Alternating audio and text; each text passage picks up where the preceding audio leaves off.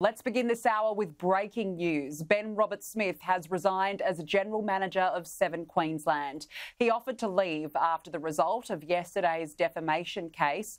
Seven's Managing Director, James Warburton, has told staff Ben has been on leave whilst the case was running and today has offered his resignation, which we have accepted.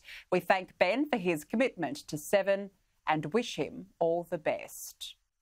And after losing his multi-million-dollar defamation trial, there are calls for Ben Roberts-Smith to be stripped of his Victoria Cross. While the federal court found truth in reports he committed war crimes in Afghanistan, it's not yet clear if he could face criminal charges.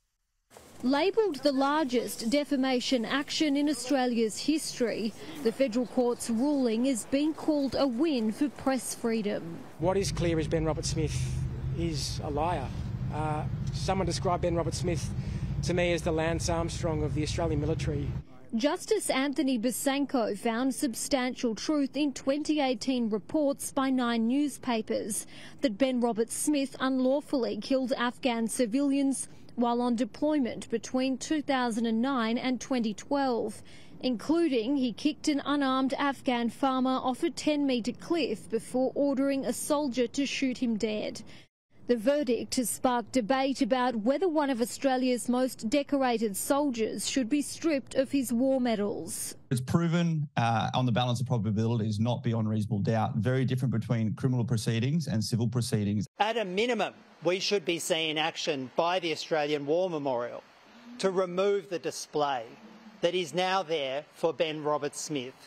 His uniform and his medals, which thousands of people will attend tomorrow to view and witness. That display houses the former SAS Corporal's Victoria Cross, the highest military honour which he was awarded in 2011 for an act of bravery. That was awarded as a result of a battle in Tezac in 2010. If the allegations arose from that battle, then there could be a ground for removal, but they don't. And at this point in time, that VC should stand. A top media lawyer says whether or not Ben Roberts-Smith now faces criminal charges is a separate matter, which won't come as a result of the civil ruling. This is a former soldier. It's not the same as an offence that occurs by a normal citizen here in Australia. It could be done in that way by the DPP, but it also could be a court-martial through the ADF. There's a number of different possible avenues that could occur. Obviously, this is an issue that creates a lot of distress in many areas for many reasons.